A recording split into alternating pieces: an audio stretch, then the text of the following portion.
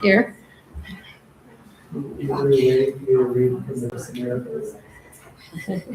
Okay. I'm going to adjust the camera a little bit, and then we're going to go live.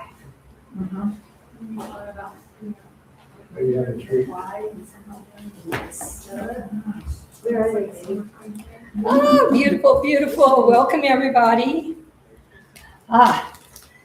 If you want the sunshine, you're welcome to open windows. I didn't get around to them in setup. I just realized.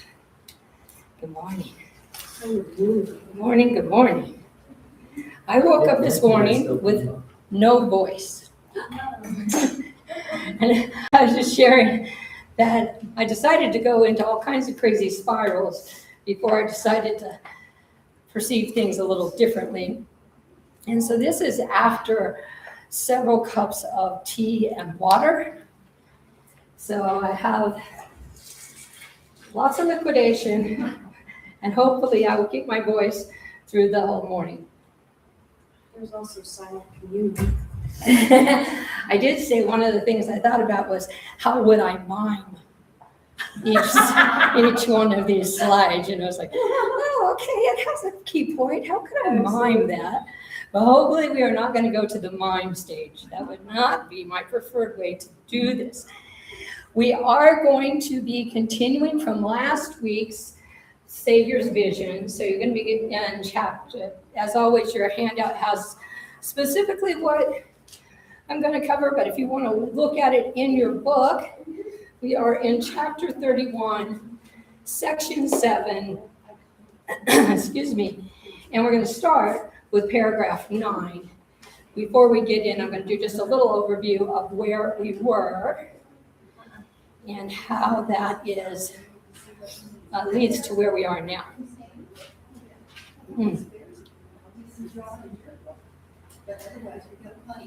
All right. As everyone is getting together and getting in, I want to just welcome online as well as in person. And so I'm going to get YouTube up on my phone. Last week, I didn't think about the people that were joining us online until the very end, and I went home and had to forgive myself out of guilt. So I'm not going to do that this time. We're going to go ahead and get it up on my phone as well, so I can see people's comments.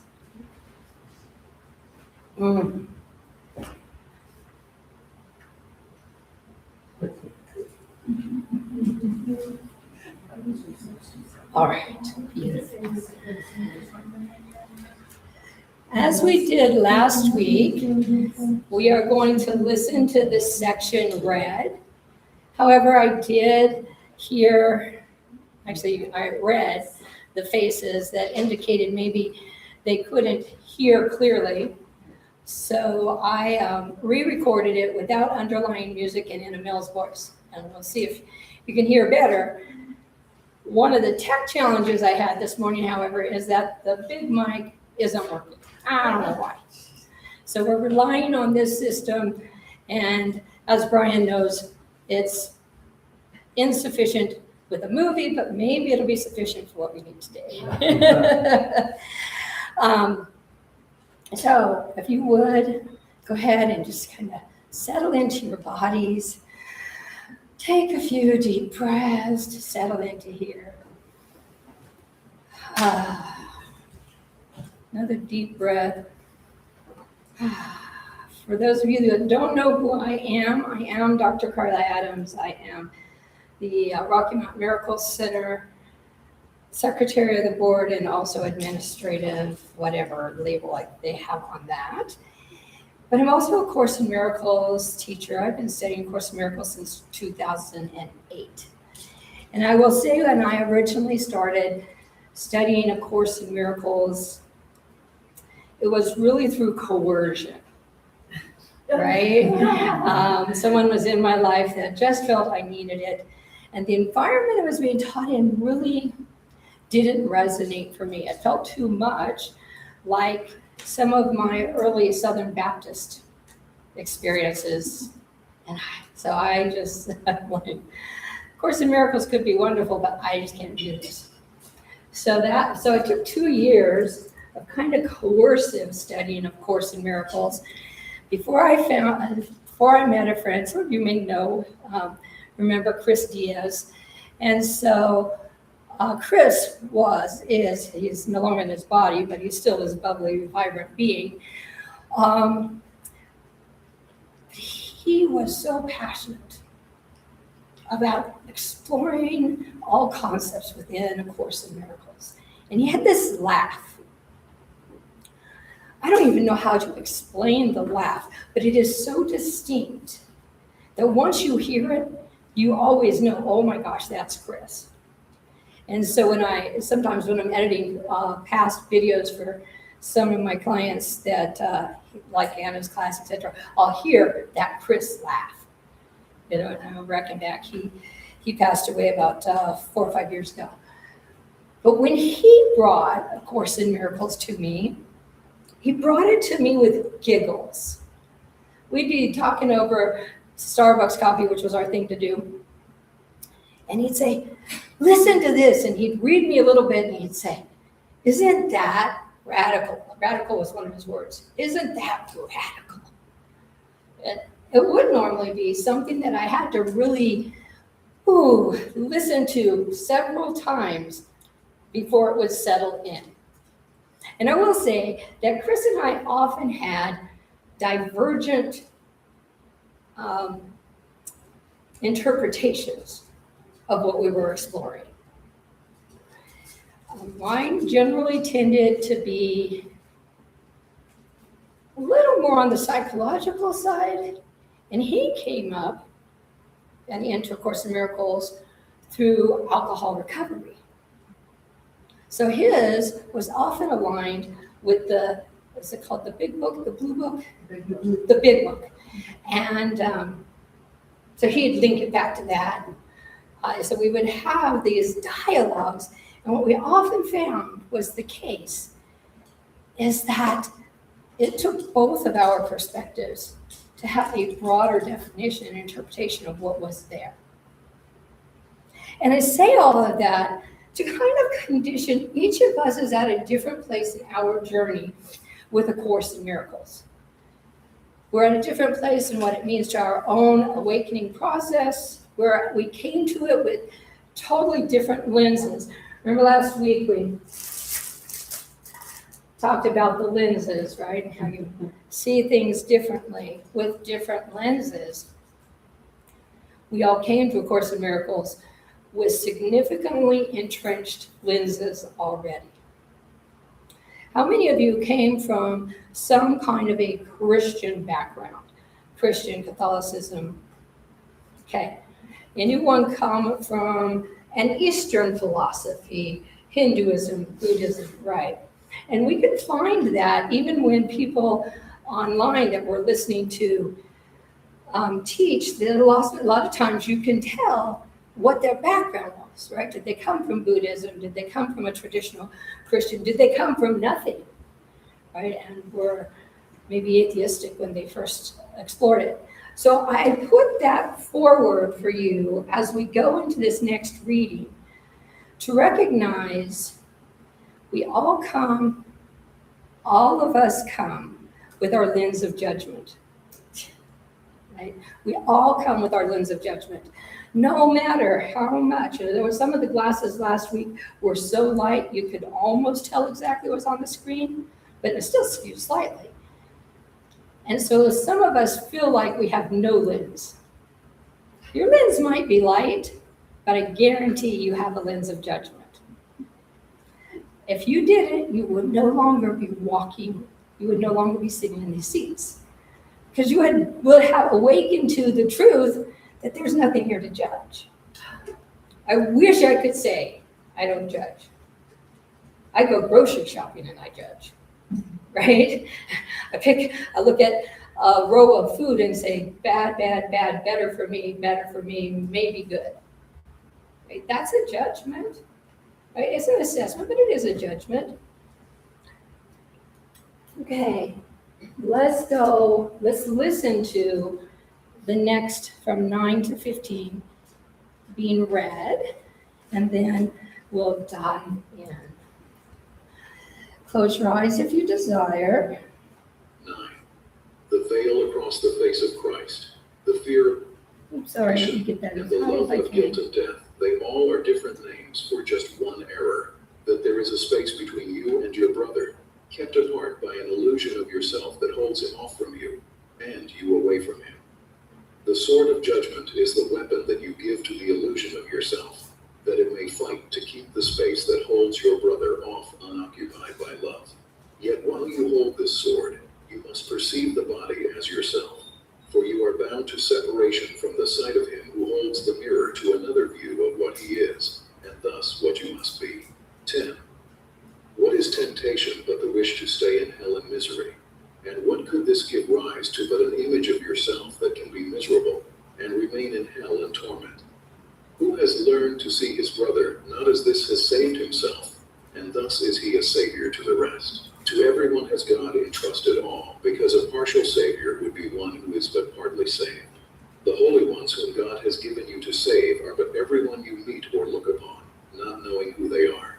All those you saw an instant and forgot, and those you knew a long while since, and those you will yet meet, the unremembered and the not yet born. For God has given you his Son to save from every concept that he ever held.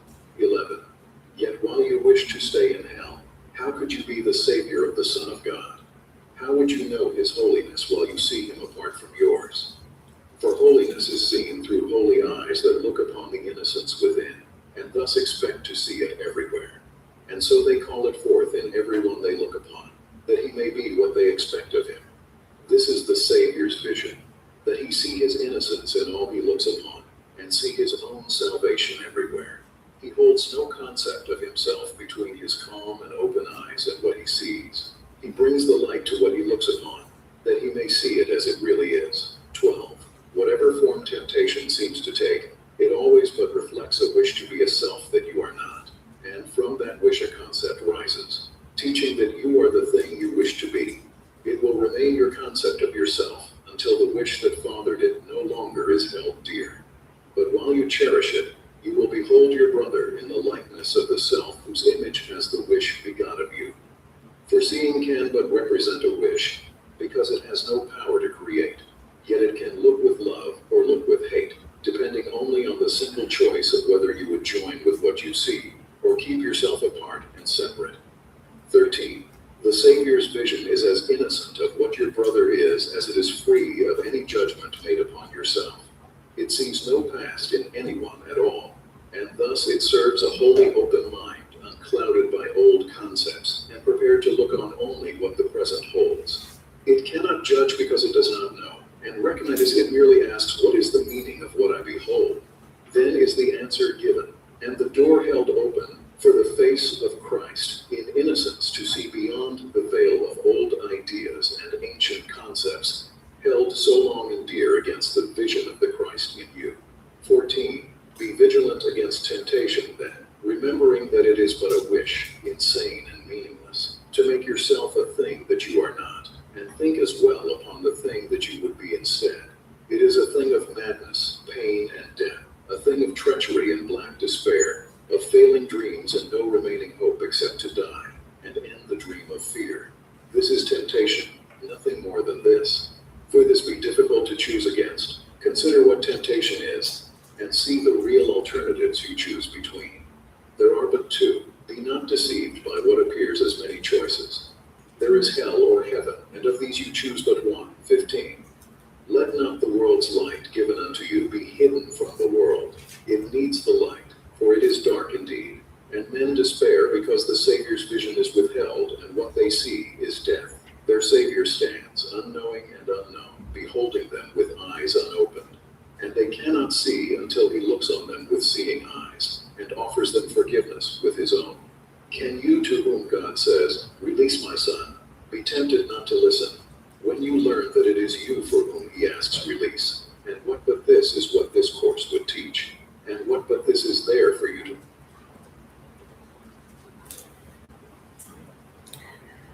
Ooh.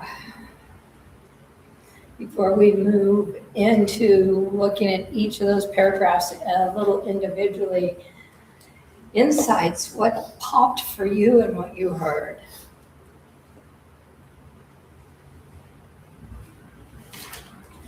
Wendy, was that an almost hand? Okay. Just what isn't important here? What isn't important here? This is true. I just had an experience of someone who said, oh, I just keep making mistakes. I need to beat myself up for a while and then I'll get over it. And I said, how about we bypass the beating yourself up? And I'm sitting here and he's getting into ACIM and I thought, yeah, do me a favor. I don't need you to be, beating yourself up. Try this. Try this. Because I was just on lesson 236 and it's basically, you can just change thoughts that hurt. And it just is so easy. So why do you just not hate me for this? Why? Exactly. And, so it's like, I can't even bring it up. It's like, oh, boo-hoo, all right. And So isn't it freeing to come to a point, and that's the whole point of why we even teach A Course in Miracles, is to come to a point that we're free to live our humanity without a guilt tag. Right, like sales tax. Okay, you just had that experience. Now let's pay the guilt tax, right? And we're learning how to have guilt-free living. Yeah, I love that. Any other insights? What did you think about the underlying message that everything we are doing for another is really Spirit's, God's direction so that we can be healed? I'm looking at Gentry and I'm thinking, oh, I have this piece of wisdom for Gentry. And what God is doing is laughing and saying, Carla, my darling, what you don't know is what you're about to channel to Gentry is really for you, right? But it keeps my ego to the side, right? Because my ego's like, oh, I have this juicy thing that's coming through for Gentry. So it's not as defensive against it maybe being for me, right? Because I've externalized it. And surely it doesn't have anything to do with me. But our psyche is so smart. Our psyche is like the AI note taker in the background on Zoom. It's listening to everything you say and capturing the key points and registering them into your psyche.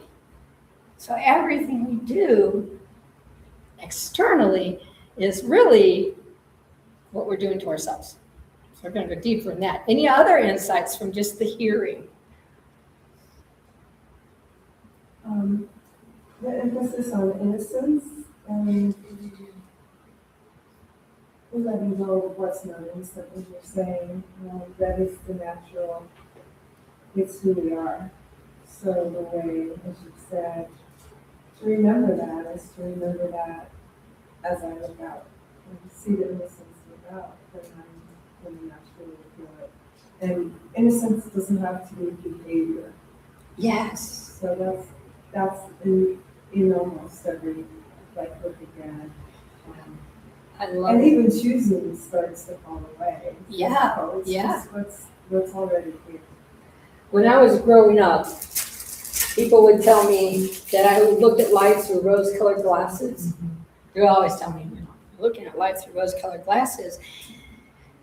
And I really like my rose-colored glasses because the nice thing about the rose-colored glasses is it really does try to find the light in everything, right? But what A Course in Miracles is teaching us to do is go beyond looking for the light in everything and looking for the origin of everything. And at my origin and at your origin is that innocence. And a lot of times I feel like A Course in Miracles gets a little bad rap about how when people use the, oh, I'm innocent as an excuse, I can do whatever I want, I'm innocent. Well, you can do whatever you want and you remain innocent and you still get to live the consequences, right? So knowing that I'm innocent doesn't take away the consequences I may experience, right? If I start blasting out cuss words right now and some kind of a rant and rage, YouTube might just shut this down, right? Its filter is going to come through and say, unacceptable. That's the consequence. It didn't change the core of who I am, which is innocent. It didn't change the core of who we as a group are. But that's not the get out of jail free card. And a lot of times I feel like I hear it used that way. That's not what A Course in Miracles wants us to understand. And we're going to go deeper into that, but I love that you brought that out. Any other insights before we go on? Gentry? I'm looking at 9. Oh, don't go giving away pieces we're going to go to. Give me your insights. Well, I keep reading it over and over again because I had such a strange conversation with my brother a few days ago. With your who? My brother. Your brother. So he's only 38, but he's had some pretty serious health issues recently, and just where it's talking about, we fear God and salvation, aka happiness, Right. and we accept guilt. We love guilt, right? It says we love guilt and death. Mm-hmm. So literally in our conversation, he's so checked out in life. He said, I think there's something seriously wrong with my body and I need to go to the doctor, but I can't afford to, I don't want to, and I've accepted that I could die. Okay. I'm like, you're 38. Okay. Like, what? And so just the reality of, I think oftentimes when we're so caught up in the illusion, Mm-hmm. it's easier to assume the worst, to expect the worst, to operate in that fear. Like it keeps reminding me how much I was in the illusion, right? Because he's still trapped in this fear and this is just the way it is, life's just hard, there is no other option. Right. And I just kept reminding him, there's a lot of in between the black and white, this or Birth and that. death, there's Life or breaths in death. between, yes. Right, and it's just, yeah, it's just so And I love interesting. that, and we are going to go deeper on that, but I think one of the pieces that you brought out that I wanted to really bring just from the larger reading, I think the larger reading is really trying to lay the world context in which we are walking, right? We're walking in a world context that is egoic based and is also systems based and rules based, and right. And so no matter, and we ourselves are indoctrinated in that, right? It's not that we aren't. But as we become teachers and demonstrators of the truths that we learn through A Course in Miracles, it can bring these very interesting conversations where you realize the depth of the spectrum maybe you came from, or that you experienced even yourself, and now that you see in loved ones. Hello. But the beauty is that you now have the evidence of how much more freely you get to experience life. Your brother is seeing that, and that means you're teaching your brother through the demonstration. And your brother's perspective is going to evolve just through that. And I love that. I love that. Let's go ahead. I'm going to do a quick overview of what we covered last week. 9. The thing. Come on, there we go. All right. Just because this is a 2-part series and this chapter is so dense and so full of content, I am not going to go in depth over what we did in the first 8 paragraphs. If you do want to go watch the video, you can see it on the Rocky Mountain Miracle page under the live tab. Okay. But here's where we came from to get us to where we're at next. Your self-concept is unstable and guilt-based. Do you feel unstable? Honestly, do you feel unstable? Yeah, I mean, I think the reality is my self-concept is ever evolving. Ever evolving. And sometimes chaotically evolving. Right? Same. Yeah, right? This chaotic evolving. Oh, wait, I thought I was. Well, I guess I'm not. And so even to define who I was yesterday by today, right? Yesterday I could speak. Today I can growl, right? So to say, are you a great orator? Yesterday I might have said, yeah. Today I'm like, well, if you can deal with the gravel, you're going to be okay, right? There's two different self-concepts just from my throat being, I only have one vocal cord, and when it gets tired and dry, I start to sound like Minnie Mouse. So that concept kind of goes with how I feel today. Is that true for you? Does your self-concept kind of evolve based on how you are feeling in this now moment? I kind of don't know how it wouldn't. I kind of don't know how it wouldn't. Well, I think the answer to that is what A Course in Miracles would say is when I understand the truth about myself, it wouldn't be variable anymore. But because I don't truly fully understand the truth about myself, it's evolving. My self-concept is evolving. If I truly 100% believed I'm just as I was created to be, perfect, whole, and complete, the amazing gift of God to humanity, and I'm receiving all these amazing gifts of God who are also perfect, whole, and complete. If I really believed that, if that was really my set standard, golden, turn Carla on in the morning, that's what she wakes up with as an identity, I would be experiencing things so much differently.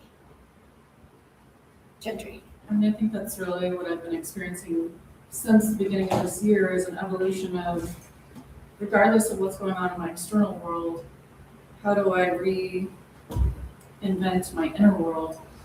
And now, 8 months into the year, I'm finally starting to see my external world reflect the changes in my inner world. Absolutely. Great pulling that together. The more I work on my inner world, the more I am going to see it in my external world. I'm at a time in my life, and that I appreciate it, that literally every minute of my day I'm doing something I enjoy. Sometimes I'm doing it until way too late, right? Still having a little too much fun too late at night, right? Which makes waking up in the morning challenging. But from waking to sleeping, everything I do I love and enjoy. But I'm 61, right? It took a lot of bangs along the way and a lot of identity remolding and a lot of thought process remolding to get to that freedom. Were you wanting to share something? Okay. The second is seeing another differently changes how you see yourself. And we talked about this a little bit earlier. But if I'm willing to see you, and last week Matt was sitting on the front row, so I kept using Matt because Matt's my longest relationship here at the center. But how I don't see him, and he and I have had a friendship since 2011, so whatever that is, 14 years, 15 years, and I don't know all about him. I don't see him fully, but I see the aspects of him that I encounter. One who loves dance and kirtan and A Course in Miracles and is part of this larger circle of love that we have. But I don't see the version of him that is sitting down talking to his dad. I don't see the part of him that's sitting at dinner with his siblings and his nieces and nephews. I don't have that bigger concept. But it's very easy for me to look at Matt and see that he is just an amazing student of A Course in Miracles. I mean, he dives in and he underlines and he cross-references. And I mean, he has a Zen diagram, right, for A Course in Miracles. And so I recognize that in him, which means that aspect is also in me. And it is actually, just in a different way. But seeing it in him highlights, oh, that might be in you too. And so I think that's what paragraphs 3 and 4 were asking us to look at is it possible what you're seeing in another is also hiding inside of you? Positive as well as challenging. If you see someone who is vibrant and just full of light, and oh my gosh, every time you encounter them, you walk out feeling like you've gone to another dimension. They're just that, oh, I need to breathe that in. Believe it or not, that's inside you too. It's there. You were just shown an example of something that already exists inside you. And that's really what that 3 and 4 was trying to get us to look at. 5 to 6, and I love this emphasis of 5 to 6, is really about willingness. Note, not self-repair opens another way. I am a transpersonal counselor. And the earlier part of my career was all about what do we need to repair, right? No. How can I get you to fix your attitude, fix your behavior, fix your whatever, right? A Course in Miracles never tells us to do that. A Course in Miracles tells us to be willing to see something differently, to experience something differently. And then Spirit will do it through us and bring the experiences we need. So instead of me getting into another personal development program to see what's wrong with me that I need to fix, Course in Miracles is asking me to get so present, so right here, and be willing to experience this moment differently. That's all it's asking. I love the phrase throughout A Course in Miracles, it only takes your little willingness. It doesn't even ask for a lot of willingness. Think about that. How many of you have started in your spiritual awakening process, personal awakening process, by diving deep to figure out what you need to fix about yourself? Yeah. I mean, I think I started in my teens trying to figure out what I needed to fix about myself. Linda, I see you. So what he is asking us to recognize is that is not a healing path, nor is it a great thesis statement. In order to have happiness, I must repair myself. That's not a great thesis statement. And of course, the miracle is saying, in order to have happiness, I am willing to have happiness. Two totally different mindsets, gently. On that note, that's another Brian, could you conversation. do me a favor? Sorry, hon. Could you get me the Kleenex that are back there on the top of the cabinet? Oh, me? Please. Yeah. Sorry. Go ahead, Gentry. That's another conversation I've had repeatedly with my brother. Again, the black and white thinking of, oh, I want this thing in my life. His example, he's a very masterful pianist. Okay. And he wants this really expensive, like $2,000 piano. And in his mind, he's decided that's the only way that he can progress his piano career. If he has a better If he piano, has he'll be a this better pianist. phenomenal piano. Okay. And he was asking me the other day, like, you've become this master of manifestation. How are you doing it? And I said, it's just the willingness. Like, that was so hard for him to wrap his brain around. It wasn't about perfection. It wasn't about 100%. It was, what are the possibilities? And then allowing God to fill in the rest. Yeah. Not, it has to look like this at this time, at this day, with this amount of money, da, da, da, da. If that was the case, I would not have any of the things that I have manifested. Yeah. Well, I'm going to channel Chris Diaz and say, isn't that a radical concept? Mhm. Right? Isn't it a radical concept? No, you don't have to fix you. You don't have to fix you. You just have to be willing to experience something else. Linda. Well, I was laughing when you said you've been trying to fix things since you were a teenager. I mean, that's the ego way, right? Like, as soon as you determine you're unhappy with something or you don't like something, try to fix it. Yeah. Just start right away after childhood. Absolutely, absolutely. We see something, we judge, and that's what we're going to get into in these next sections, is it's really my judgment that tells me it needs to be fixed. It's really my judgment that says this about me needs to be fixed. And then we've got, the self-concept is the barrier, and this is where we use the glasses. Every one of us has a lens that we're looking through. That is not 100% clear. And I don't care how long you've been doing your personal development work. I'm not even going to guess for some of you, but I've been doing personal development work since 15 years old. So that's almost 50 years. Almost 50 years, right? And I will say I am certainly in a different place of self-acceptance and self-love than I was at 15. At 15, I had braces, greasy hair, and pimples, right? I still have greasy hair, sometimes pimples, but I see them differently. They don't have the same impact on my identity as they did then, right? Thank God. Thank God, that's right. Oh my gosh, I remember, trying to hide from the world because I had a pimple right here. I'm like, life goes on, I tell my little 15-year-old inner self, right? Laid aside, that barrier lets you see Christ in your brother and in yourself. Laid aside, meaning putting aside your lens, even for a second. That's called a holy instant, right? That instant when I'm really willing to see as God would see this, as Spirit would see this, instead of how I would see it. So that's where we came from. And now we're going to hop in to 9 through 15.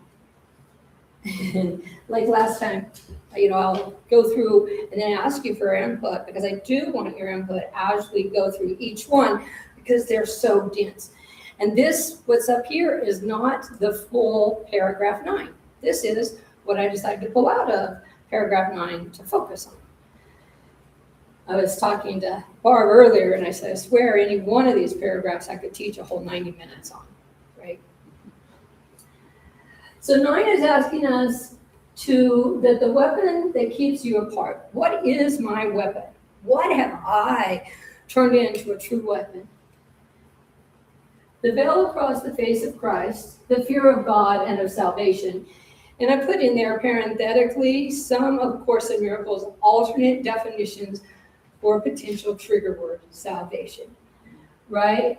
Of healing, of the release from fear, right? So maybe I would feel more comfortable. The veil across the face of Christ, the fear of God, and of the release from fear. And the love of guilt and death, they all are different names for just one error. That there is a space between you and your brother, kept apart by an illusion of yourself that holds your sibling, your loved one, your beloved off from you, and you away from them. The sword of judgment is the weapon that you give to the illusion of yourself, that it may fight to keep the space that holds your loved one off, unoccupied by love. Gentry, may I use you as an example? So, Gentry and I, according to this, if I see myself separate from her, I'm going to use my sword of judgment. This is not an authentic judgment, by the way, but an example. She's over there crocheting or knitting. Crocheting. She's over there crocheting. My weapon of judgment could say, she's really not paying any attention to me. She is off in la la land. I bet if I asked Gentry a question right now, she wouldn't even know, right? And so now I am on this side of the boxing ring, and Gentry's on this side of the boxing ring, and I'm here wrestling with my thoughts, but Gentry is here unoccupied by love, meaning she's sitting in a spot where I am not casting love on her. She's not experiencing love through this moment. She is sitting there in the same energy of not love. At least in this interaction. She didn't do anything. She's sitting back there. By the way, I love the top. She's sitting back there crocheting something and just in peace. And I know she's listening because she engages, right? But the minute I pull out my weapon of judgment, whomever I pull it out on, I put on the other side of the boxing ring, and we're both in the rink of fear, the rink of separation, the rink of angst, right? How many of you have ever boxed? I'm using the boxing example. Okay, gentry. Okay, I grew up with brothers. Okay, I grew up with brothers. I've been in a lot of boxing situations, sometimes with the sides up, but most of the time not. But one of the things I know is you're here inside the boxing, excuse me, but there are all these observers out here, right, mostly. Excuse me, I really apologize for my voice today. There must be more smoke in the air than I'm aware of. And though all those observers are learning through my judgment weapon. They're observing a judgment of gentry. So now the conversation, happens, who's gonna win, right? Gentry sitting and doing her thing with crochet, or is it gonna be Carla? Because Carla's leading the class and she really should have more respect, right? Suddenly both opponents have their peanut gallery, so to speak, right? Do we see that in life on a regular basis?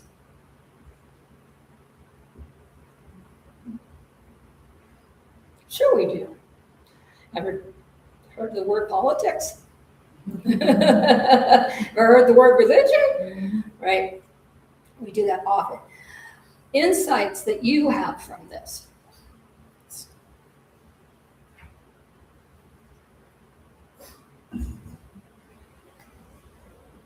What do you think about that line, the love of guilt and death? It's kind of shocking. Shocking. Okay, what else? Do you believe it? Do you believe you have a love of guilt and death? It seems so because I see a world and I think they're separate things. Okay. Yeah, because I see, I'm sorry, love, tell me your name. Laura. Laura? Oh, Laura, like Laurel. Like Laura. Got it. Yeah, like Laurel. Okay, welcome. Thank you. I love what you said. So I think that it's very easy for us to say, oh, I don't believe in guilt and death anymore. Do you take care of your body? Do you worry about going to have your doctor's visit as how's my heart working? Do you worry about your finances? Do you look in your bank account and say, do I have enough? Do you worry about your car? Let me make sure it's running right. All of those are based in the death philosophy of the world, right? The car is going to die. My body's going to die. I'm going to go bankrupt. These are all forms of death that we're oriented toward. Yes. I have a trouble with the word death. And the concept that we have about death. Okay.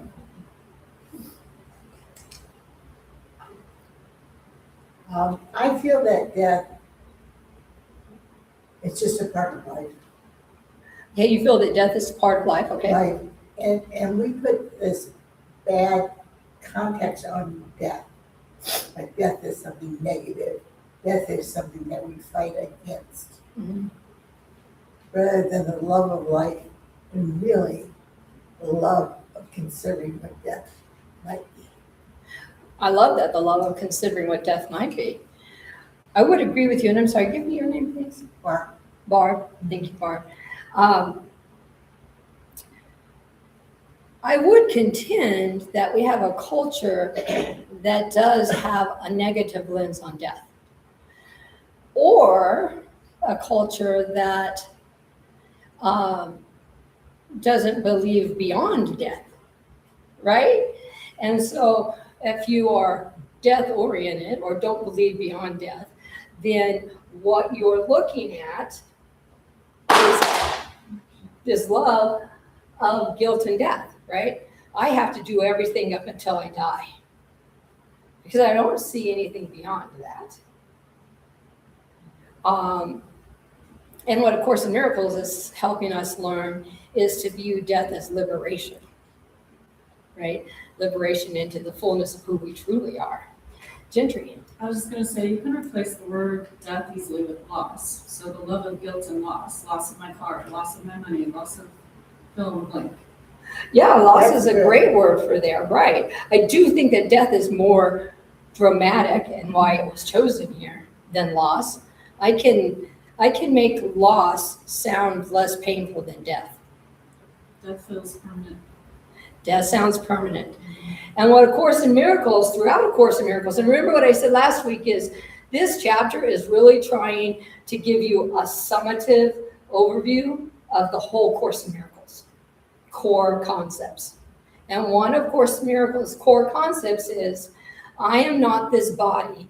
I am as God created me, right? God didn't create this body, according to Course in Miracles. And so my fear of what this body is going to do is my love of guilt and death. Because I am not this body, but I have associated with it so much that I keep that cycle going. And then because of that cycle, then I have the sword of judgment as the weapon. How many of you grew up in an environment, whether it was religious or not, where there was the push to be better? Push to be better. Better than what?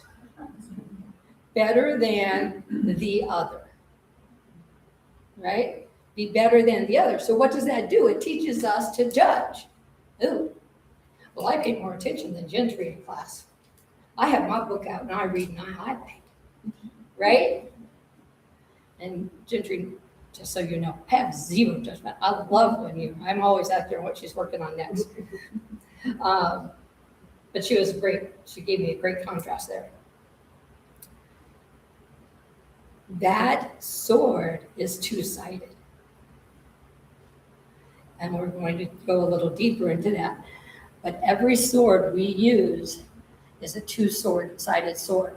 So if I cut you with my judgment, I cut me with my judgment. When you think about that, you use that sword a lot less. Yes, Jen? It's like the whole idea of projection. I'm seeing it outside of myself so that I can attack it outside of myself. Oh, yeah. Thereby I am attacking only what I cannot see in myself because I'm projecting it out. Yes. It's the same, and like every time you point the finger out, there's three fingers pointing back.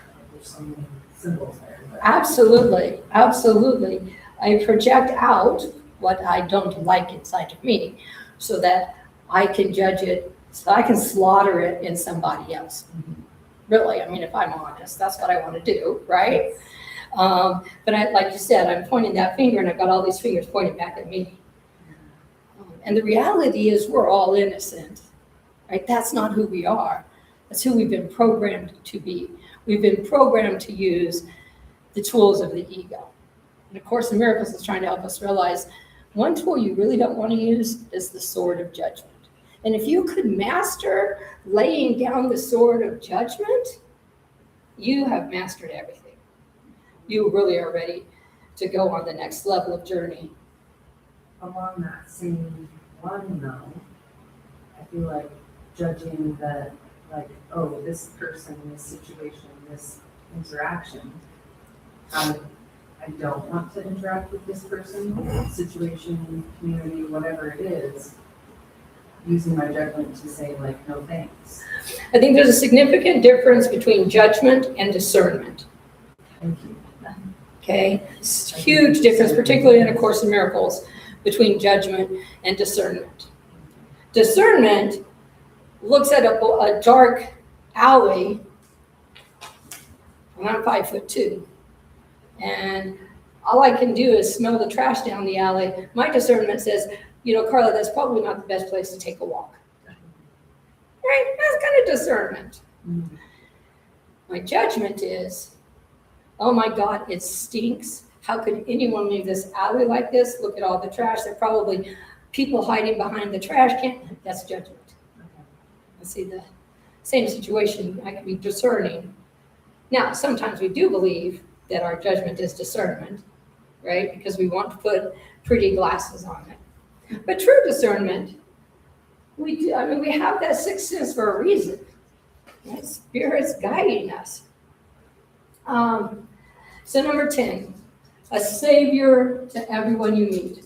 Who has learned to see his brother not as this has saved himself? And I'm going to read it exactly as it says. It's genderless, but it saves me time to not translate. And thus is he a savior to the rest. To everyone has God entrusted all, because a partial savior would be one who is partly saved. It's like being partially pregnant, right? It's like, you're pregnant, you're not pregnant, right? The holy, the healed, the whole, the innocent ones whom God has given you to save are but everyone you meet. And look upon, not knowing who they are. Everyone I meet in this now moment, which means all of you and the dog, right? And Carol was in there, and right? But every one of you is equally my savior and someone to whom I have the opportunity to be savior. Remember last week we talked about what a savior was. What's a savior?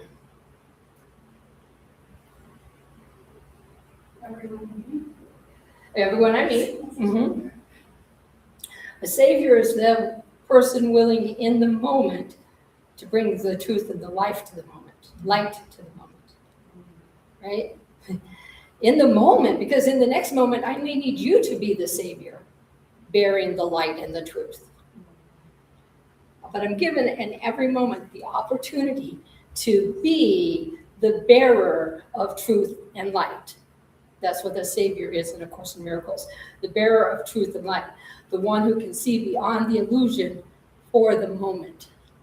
And again, if I was set into that identity of me as perfect, whole, and complete, exactly as God created me, then I would also be able to look at every one of you in that perfect vision, which is the Savior's vision, and we would be having this dialogue because there wouldn't be any separation between us that we're trying to learn how to overcome. So A Course in Miracles is letting us recognize there is no such thing as a specific divine appointment. Oh, I have to go and talk to my brother because I have wisdom from my brother. Well, maybe at some point that happens, that interaction happens, but at most points, that's not what Spirit is asking us to do. Spirit is never asking us to think about something in the future that we can do. Spirit is always asking, what in this now moment are you willing to do? Are you willing to be Savior for this person who's standing in front of you at the grocery store? I told you guys about the burly guy standing in front of me last week. They got to have a conversation. Are you going to be a savior? Are you going to be a bearer of truth and light, even if it's just through a smile, right now? Thoughts?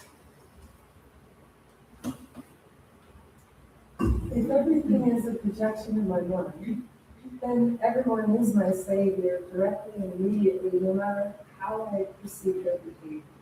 True.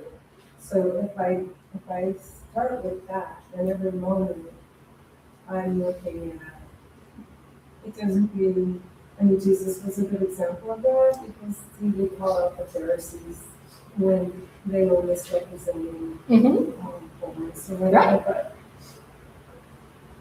that idea that I'm not condemning anything when I condemn myself, but I'm looking moment to moment.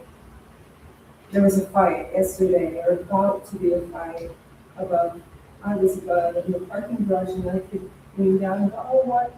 I know I want peace in this moment in my heart, right? And they both kind of just stood still for a minute. They didn't look up. They probably stopped. They didn't look up. It's like, what I really want is peace in my heart.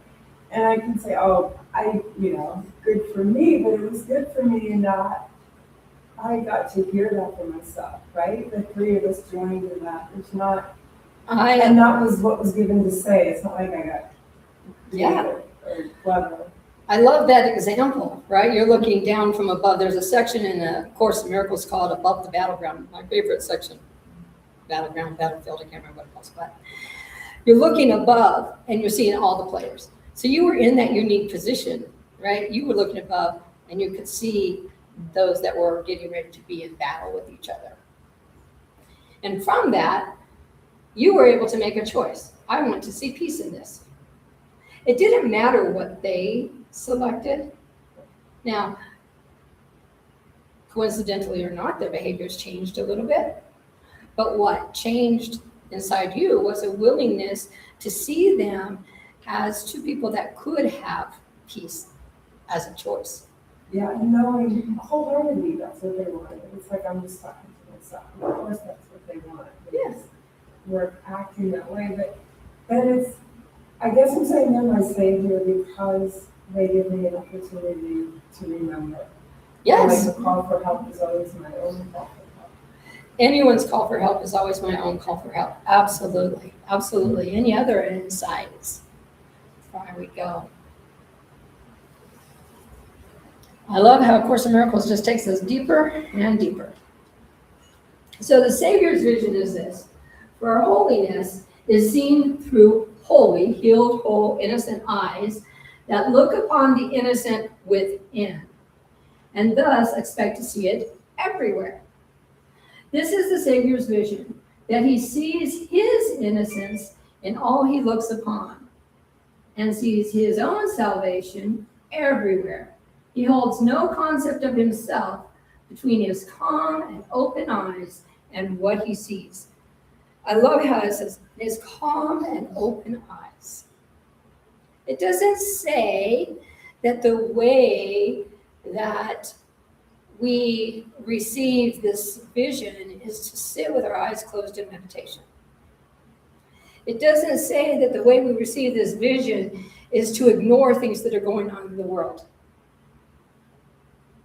These are calm, open eyes. Not denying anything that's going on in the illusion, but recognizing the innocence within. In order to be a savior, I must first be finding the innocence within me.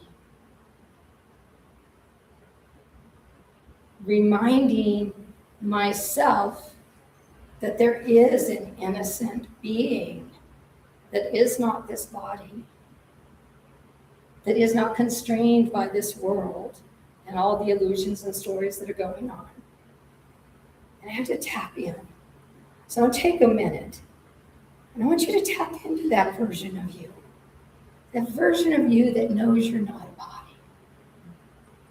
Tap into that version of you that knows there's equality.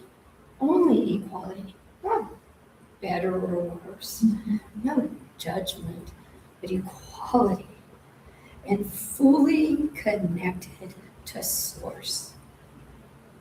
Because at my core essence, I have not been separated from the all that is. Tap into that beautiful essence, that beautiful being that is you. Sometimes it helps me to take a deep breath to get there. Beautiful, whole, complete aspect of you. Feel it. Let it radiate through your body. Move your body if you need to feel it. Get in there. Feel the love, because oh my gosh, it's the most beautiful, loving place. Oh.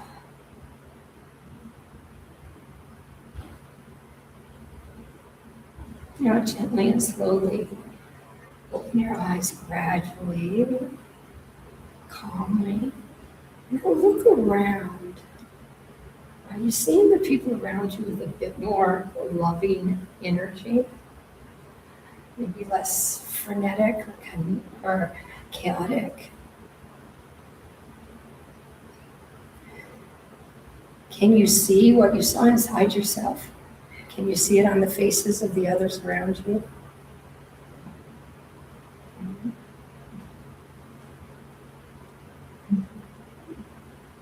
That, my loves, is the Savior's vision. That is the Savior's vision. If I find myself wanting to believe illusion's vision, sometimes I just need to do that for 30 seconds. Whew, let me get to my real self. I have an escalator, literally, in my consciousness. It's like, okay, I need to get on the escalator. I need to get up to a higher level. So years ago when I was going through my metaphysical training, one of the things they said is it helps if you have the same visual you work with because it works fast. So for me, it's the escalator. So I go up the escalator. Whatever works for you. But that, can you see how coming to your own place of innocence makes it easier to see others as innocent? Thoughts, comments? I'm learning to go into my heart and just like find that spark of God in my heart and letting it know and trusting that's where I hear the still small voice. Right. Anything up here in this. So when you say up, I'm like, Eve, don't go up. And And for each of us different, right? You go into your heart. But literally, I have probably learned 60 or more different ways to get to that place, absolutely. right? The one that works for me is the escalator, right? For some, it's walking way down into their sacral area, It's that vision. right? So it's just that whatever works for you to get there, like I have it there so that I can, in less than 3 seconds, be where I want to be. You go, oh, time to get on the escalator. Take a deep breath. Okay. Tapped into that piece. Now, I don't do it all the time. Wish I did it all the time. The escalator is always there, right? The other piece of this, though, is how often do you walk through life with your eyes closed? Maybe not your physical eyes, but I don't want to see that dirty aspect of life. I don't want to see, I don't want to be parked at the red light and have a homeless person next to me. I don't want to have to see that homeless person. But in that now moment, that homeless person is my savior. But I close my eyes because I don't want to see it. I feel their pain and what they're going through. I've been homeless. I don't want to see that, right? So we actually close the door to so many of our saviors because we walk so often with our eyes closed. Ever had that experience? And the opposite, when you look at them and smile, there's something there. That's being with your eyes open, right? Yeah. When you look at them and smile, which is actually what I do. I always usually try to have a conversation with them. But there is that tendency to not want to see it, right? So I have to make the choice to open my eyes.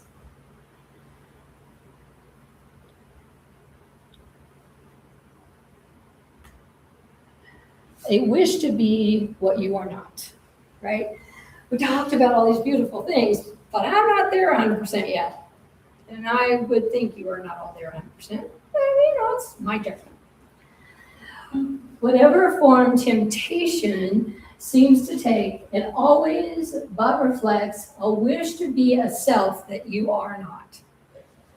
And, bless you, and from that wish, a concept rises, teaching that you are the thing you wish to be. Yet, it can look with love or look with hate, depending only on the simple choice of whether you would join with what you see or keep yourself apart and separate. That example I just gave of having someone homeless on the corner when I'm stopped at a stoplight. And for those of you that don't know, I had almost a year of homelessness, so I understand a lot of the dynamic of what's going on. But that individual standing there in the heat, in the sun, and there's a part of me that doesn't want to see it, right? Because it hurts my heart. But if I can see that my year as homelessness was a treasure, which I do believe that, I learned a lot through that time, then I can also hold the knowing that them standing there on the corner is exactly the lesson they're appointed to have at this time. Now I can see, oh, that's my brother or sister in their curriculum. I don't know what they're learning right now. I only partially know what I learned when I was going through that, right?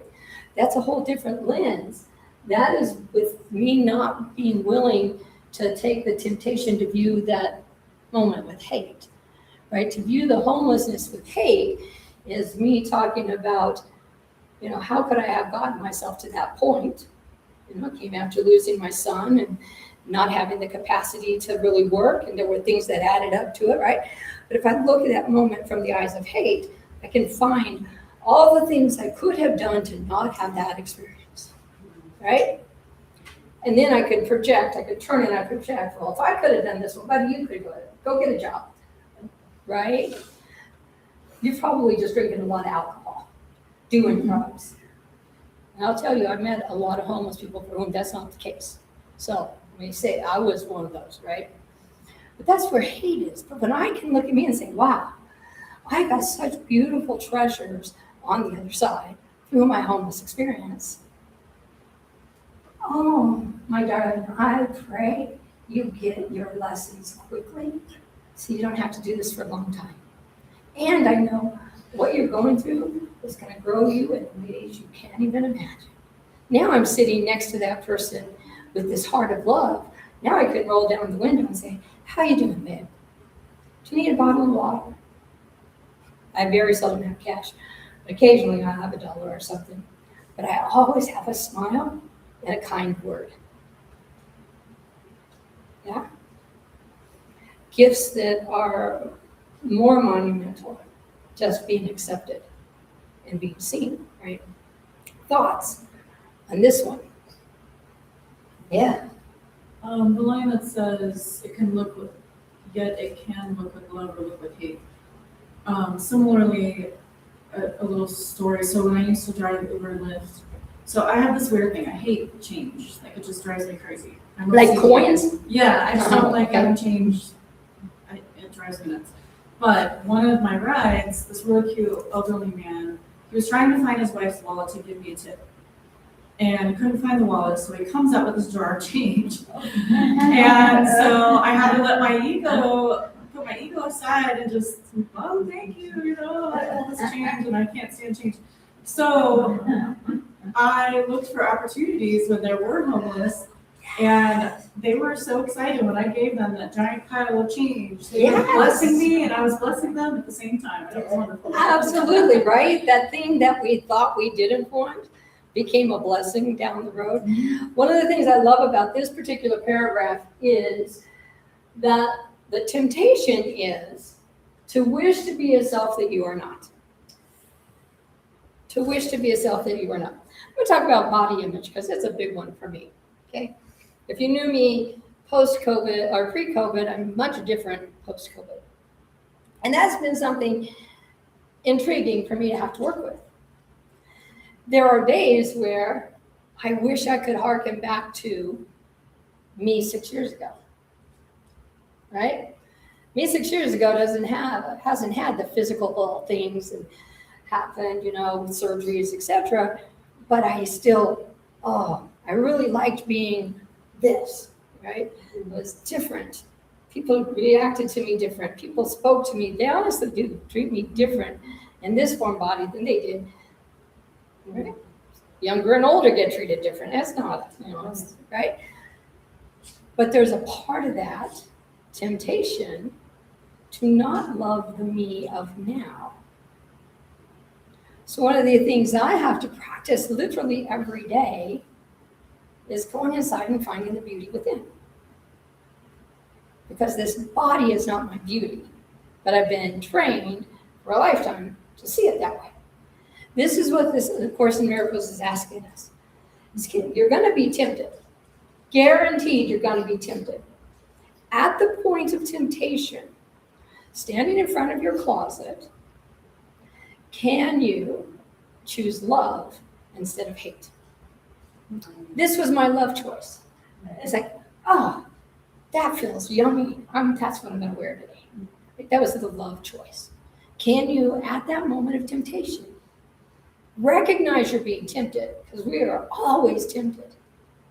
And recognize you're at a point of choice.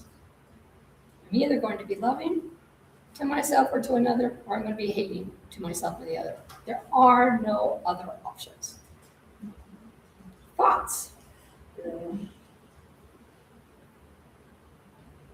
If we're singularly responsible for the world we see, which is what it feels to me, of course, is radical in asking Yes. to see, then I could never be a victim of the society or education system or my parents. It's neat with the 12-step program because it's not so psychological or your parents did this, therefore you drink. It's more like, I can't manage and I need help. Yeah. That's why. And for me, that's where I see, there is a lot of, I can get a lot of support to say I'm a victim in the world in some way or another, quite fingers. But if I'm the dreamer of the dream, it ends here. Oops, I see bodies, I'm mistaken, right? Yes. I'm making a world where there seems to be more, but it's still my projection on every level. And sometimes in course groups too, we'll get everything except that. Yes. There's always that exception. We'll just not include where it comes back to, wow, if I let this go, the world is gone, you don't lead through that, you can't lead through that. Right. It's impossible to die at no single moment if the body exists at all. Those sentences are the ones that like I can let go of this in its entirety in this instant, and only in this instant. So, and I think the beauty of what you just said, to encapsulate it, is really what it was saying about knowing the who I am within versus knowing the world I walk in. And if I'm solidly standing in who I am always going to choose the love path, the love perspective. But if I am not solidly standing in the truth of who I am predominantly, I would say 99.97% of the time, going to choose the fear-based, hate-based path. Right? The programmed path. And so that's what it's asking us to do, is to move. So 13 says, the Savior's vision is as innocent of what your brother is as it is free of any judgment made up yourself. It sees no past in anyone at all, and thus it serves a wholly open mind, unclouded by old concepts, and prepared to look on only what the present holds. We were having the conversation earlier about forgiveness. Excuse me. And how a lot of times we try to forgive the past. Raise your hand if you've tried to forgive the past. The past cannot be forgiven. Because according to Course in Miracles, forgiveness is to correctly perceive. I cannot correctly perceive the past. Right? I am looking at the past from my distorted recollection. So I can't correctly perceive the past, other than I can correctly perceive it by saying, well, that was a call for love. But I'm not going to go back to the 15-year-old me and be able to change how cruelly I treated a classmate. Right? I can see, oh, that was my call for love. I can see that. I can see that her responses were her call for love. I can see, as you were saying, you know, the two that were in the street fighting, trying to find peace, but they didn't know how to get there. Right? I can see that. That would be an aspect of forgiving. But really what I can truly, fully perceive completely is what's happening right now. But I can only do that if I'm willing to interact with you only based on this moment. So right now, of the group that's here, Darlene is my longest relationship. And Darlene and I love to dance. We have a lot of fun really moving the bodies together. I know a lot about Darlene, but I know very little about Darlene. I know Darlene of 10 years ago, and I know Darlene of today. Things that Darlene of 10 years ago felt was a different being than the one who's gone through significant loss in the last few years and sits in this day differently. If I try to interact with Darlene from our history, who knows where I might pick data up from? I might pick up the data from the Darlene that I swear walked on fairy toes everywhere she went, right? She does walk on fairy toes. But that might not be who she is in this moment. She might not be on fairy toes right now. She might be dealing with transitions. She might be dealing with something more weighty. So if I'm not right now in this moment with her, I'm using a judgment to interact with her. I judged the portion of her history that I think is valid for right now, and I bring it forth. That's not an open mind.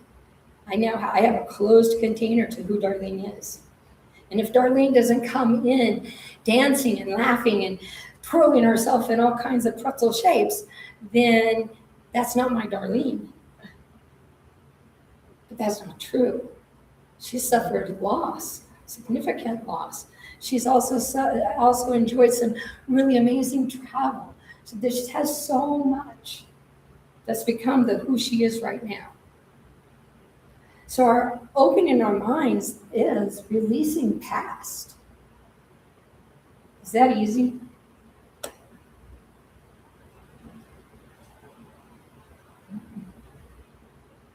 I just shared with you, I remember what I looked like pre-COVID, right?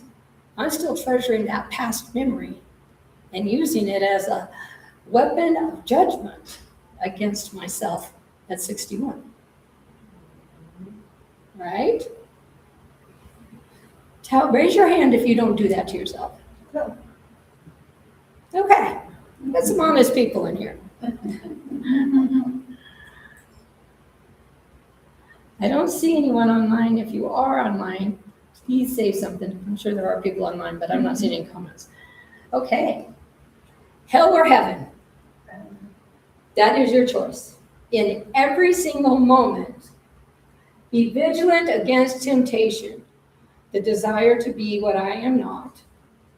Then remember that it is but a wish, I love this, insane and meaningless.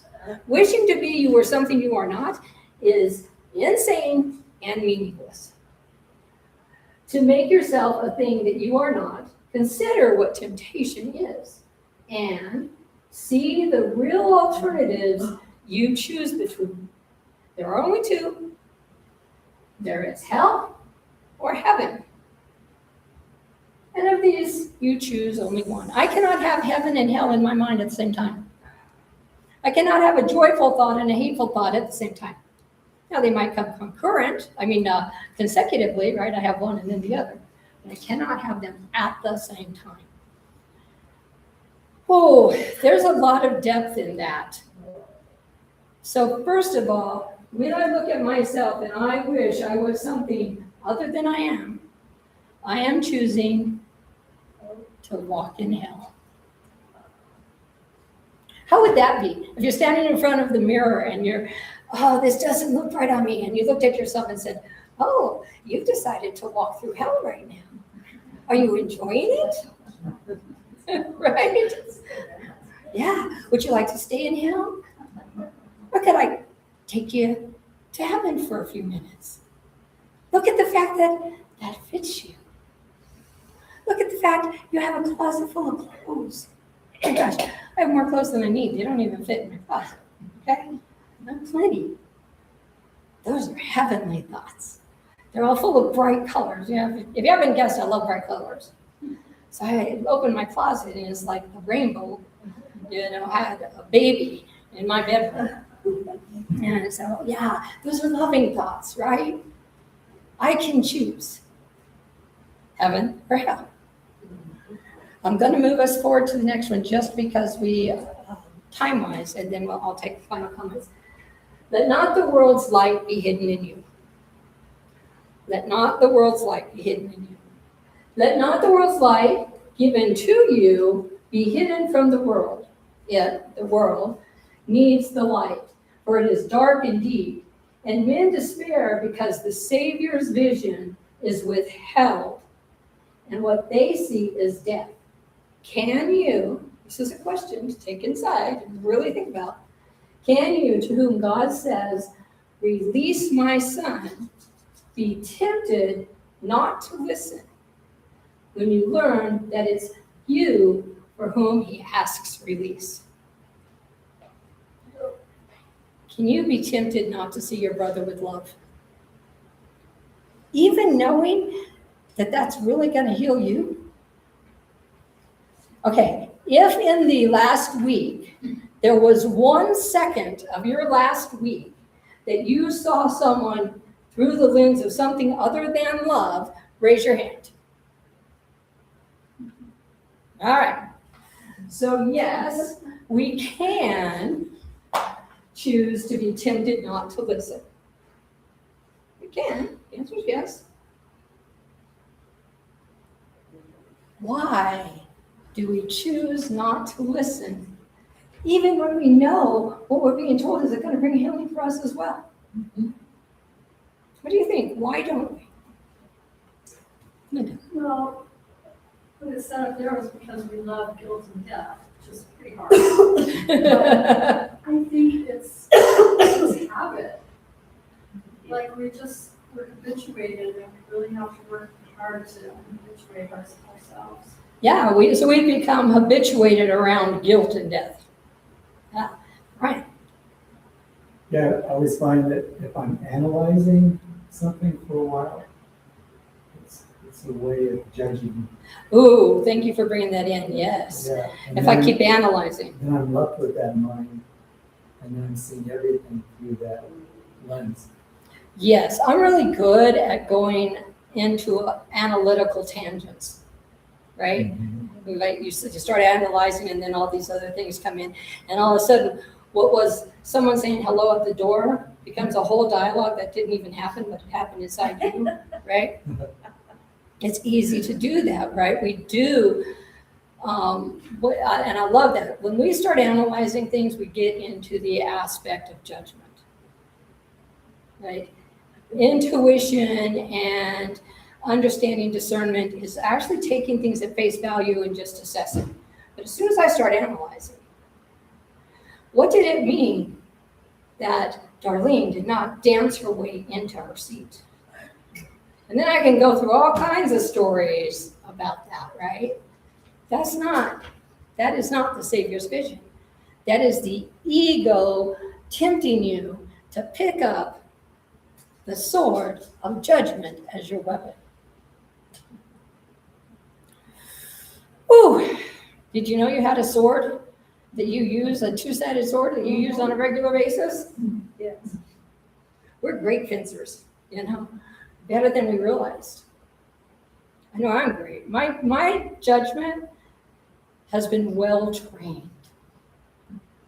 I know how to judge you and say I'm judging you without you even knowing I'm judging you.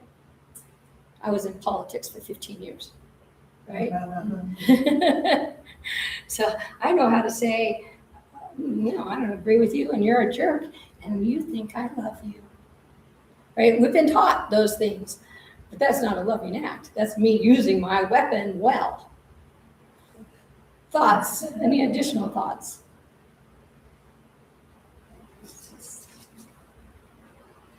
So last week, we were really invited to pay attention to our self-concept and how it's been developing and how we can be more willing for a different aspect of ourselves. This week, the remainder of this section called us to recognize that we are, and this is a self-concept, right? We are the vessel of light and love that God appointed to go into a dark world and share light and love and joy, abundance and thought, and all those things that bring us, and that's who we are in our core essence. And every day and every moment, we are choosing whether we're going to have that heavenly experience of meeting other parts of our magnificent being in oneness, or separating into boxing matches, into judgment zones, where I'm here and you're there, and we both have our swords and we're poking at each other. Your visual, Laura, was so good earlier of looking down on two people fighting, right? Because every second of the day, that's what we have. There are two aspects within us fighting. Truth, which really wants to bring love and joy to everything. And the illusion of the ego that has taught us how to use a sword very well. You choose, right? You're the one who gets to choose. Are you going to be that light or not?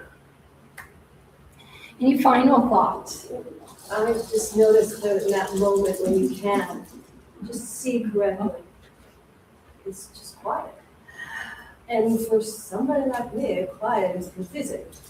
So you really like it anyway. Yeah, I love There's that. nothing going on. The present moment, nothing bad is happening.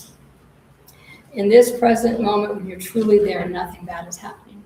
And it's never is. quiet. And there is clarity. One of the things, I'm sure many of you have gone through mindfulness training. One of the trainings I went through early in my education and career was silent mind, right?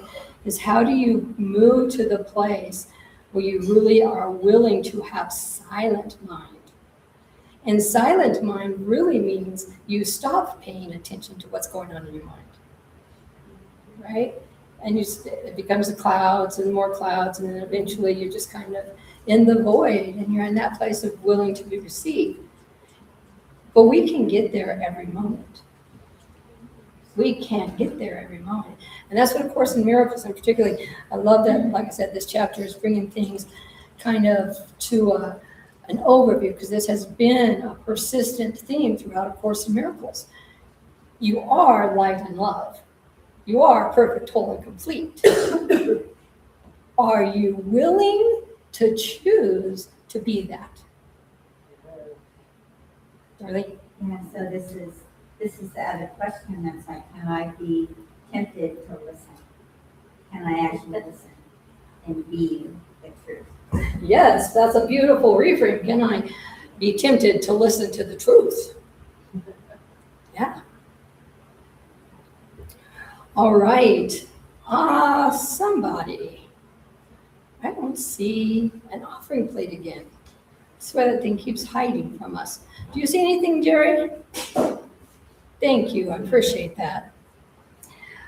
If we could, we're going to pass the offering plate around. Any of you that have a gift of appreciation.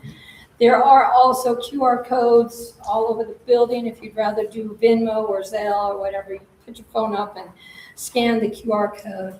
From anyone who is online, you are welcome to also give gifts of appreciation at rmmc-acim.org. And let's see if I did it right. I did not. Last week I had a slide for it, but I didn't today. Would you do that again? RMMC ACIM.org. RMM. Rocky Mountain Miracle Center, RMMC-ACIM.org. And there's a donation page there. All right, to bring this all in, I want to just ask us, then I'll do announcements after, but I want to bring this in first and get us there. Go back in, remember that place we just visited a few minutes ago?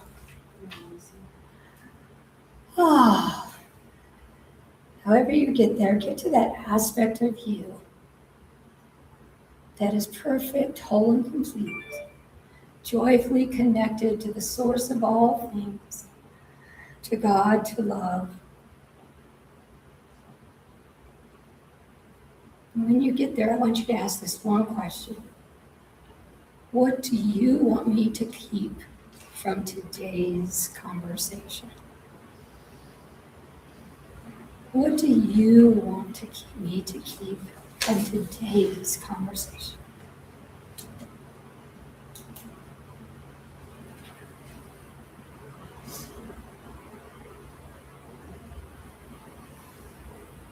All right, come back into the present moment here. And if you would love to share what you got, I would love to hear it. If you don't want to share, that's all right too. Okay, wow. Thank you. Thank you. We made it all the way through that section. Today is the community potluck. So I will need some hands to help get, I think we now do 4 tables this way, 3 tables this way. Three this way and then 1 this way and this way. You guys know how to make the box. If we can get the box, and I'm going to help Carol get things pulled into here. Also, next week is the board meeting, so if you have anything you want the board to address, please let us know. Everyone's traveling right now this weekend. Matt's traveling, Anna and Greg are traveling, but I believe next week we're all going to be back together, and that'll be nice to have a large group of us back together. You know, we were all kind of having the end of the summer journey. I have one coming in a couple of weeks, but it won't take me away during the weekend. The nice thing about working for myself is I can work on the road anywhere. So I get to take a little road trip. And then the date for the Awakening Through Movies is different this month. It's normally on the 4th Saturday of the month. This week again, or this month, because of travel, it's going to be the last, is that the 29th, Brian? I think it's the 29th. I believe so, yeah. But it's the last Saturday of the month. Brian, do you know what the movie is yet? I think we're going to air the movie Jesus Revolution. The Jesus Revolution. All right. And I do know some of you have asked, you know, are they open to movie suggestions? And absolutely, just talk to Brian and talk to George, and you know, they'll put it in the hopper and see, you know, if it's something that would work for the community. They're absolutely open. All right, thank you. Oh, enjoy your week, and please stay and converse and eat. All right, you are. Yes, you're very welcome. Oh, thank you, Chris. Thank you. Glasses on so I can actually see what I'm doing.